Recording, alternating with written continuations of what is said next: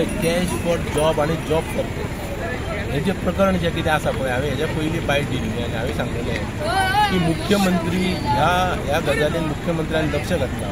आनी मुख्यमंत्री हेच्या तळा पर्यंत वतलो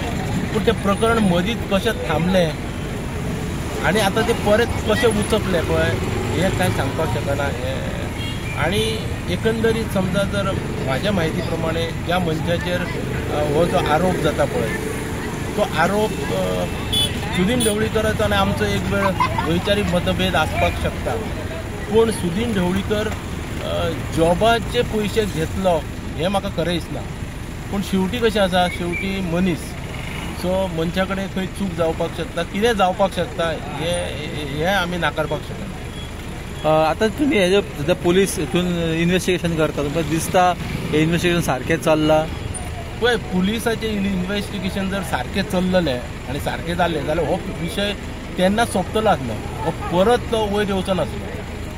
पुलिसांनी सुद्दां विशय कायमचो सोंपोवपाक जाय तेचो सोक्ष मोक्ष लावपाक जाय कारण हितूंतल्यान ते वैयक्तीक बदनाम जातातच पूण गोंय बदनाम जाता हें दुख्ख आसा।